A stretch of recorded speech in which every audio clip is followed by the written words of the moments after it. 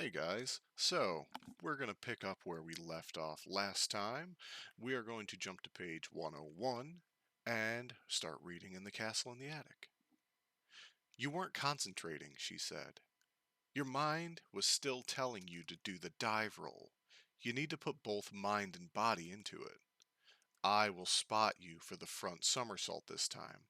Tomorrow you will start doing it yourself. He was able to execute it perfectly, knowing that her outstretched arm would be there to support his back. That's enough for today, she said at last. William glanced over at Sir Simon, who raised his fist in a silent cheer behind her back. When she saw the direction of William's eyes, she turned around, but Sir Simon's head was bent close to his work. What's all this rehearsing for? William asked her after the third day. You will never be able to defeat the wizard with the brute strength, she said. Let Sir Simon challenge him openly if he wants to. You will have to depend on your brain, your footwork, and the sense of space you have the sense of space you have developed as a gymnast.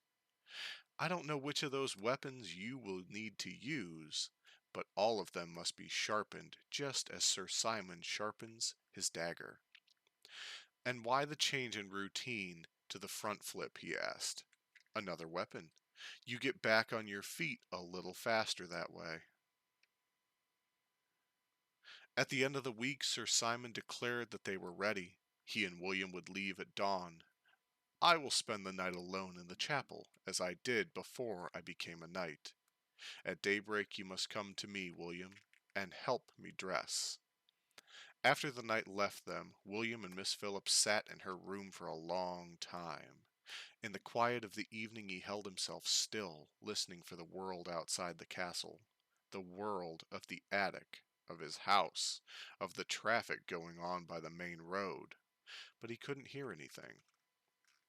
Do you think it's still there? He asked her. Our old world.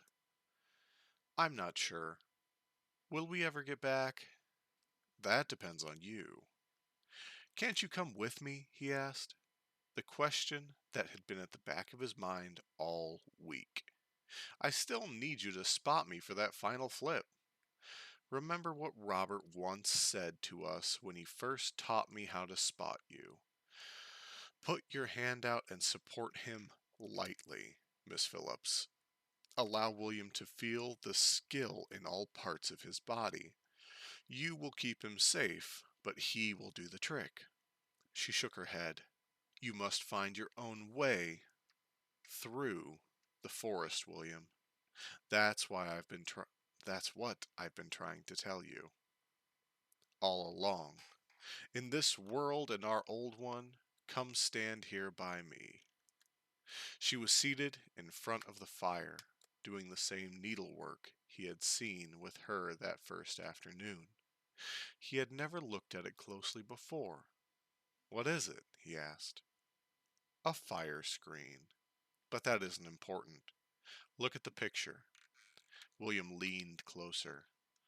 I see a man. There's someone with him, someone smaller, and some trees. Her finger touched the man and then the smaller person. A man and a boy setting out on an adventure into a forest. She glanced up at him. Remember the motto. When the lady doth ply her needle and the lord doth test his sword, when the squire shall cross the drawbridge. Remember? He nodded silently. He had forgotten the exact words. There are rules in the world of magic just as there are in our world. Everything has its place. Directions must be followed. Each person is given the right weapon. My weapon is the needle and thread. Will I be all right? He asked. You're always asking me that question, William. No, now I shall ask you. Will you be all right? He didn't answer, but went over and stood by the narrow window, looking out into the darkness. Tomorrow and the next day and the day after, where would he be? What would he meet? I wish you'd never given me the castle. Then you'd be in England and I'd be at home. But now that everything is in place, I'm ready to go. For the first time, the answer came from somewhere deep inside of him, and he believed it.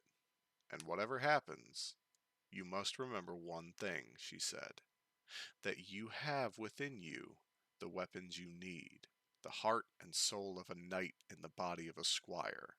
No other weapon will ever serve you as well as that knowledge. That night he slept in her room, on a straw pallet, in front of the fire. When he woke up, she was already dressed. She helped him adjust his tunic and slid the soft leather bag among the belt till it hung above his right hip. It seems heavier, he said, exploring its lumpy exterior with his fingers. There's some food in there, and your recorder and your binoculars. I guess I can't take Bear, he said. Your hands must be free, and he's too large to fit in your bag. Anyway, I'll need some company in this drafty old castle. Now go to Sir Simon, she said. Crushing him in a quick hug, I'll meet you in the courtyard. William slipped both hands through the metal ring of the chapel door and pulled it open. He didn't see Sir Simon at first. He stood at the back, accustoming his eyes to the flickering light from the altar candles, and his nose to the sweet smell of incense. An enormous wooden cross filled the dark wall just above the altar. William stared up at it for a long time, held by the sight of the face looking down at him. The dark holy place with its mysteries and shadows made him feel small and quiet. At last he saw Sir Simon, lying face down in the main aisle that led to the altar, his arms outstretched. William stayed quiet, waiting. After what seemed like hours, the body moved, and Sir Simon clambered slowly to his feet. He passed his squire with a nod, which William took to mean he was to follow in silence. Sir Simon seemed quieter after his night of fasting and prayer. William remembered his instructions from the week before. First, the quilted vest and cap to protect the knight from the hard edges and weight of his own armor. Then the chainmail shirt with the hood that fastened behind the ears. William had to stand on a stool in order to tie the strings tight enough to suit Sir Simon.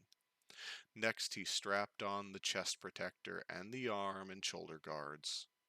On top of the... Guys, we're stopping there. So, what did you think? Did any questions arise from reading this? Is there anything you want to talk to me about when we talk again this week? Let me know. Thanks, guys.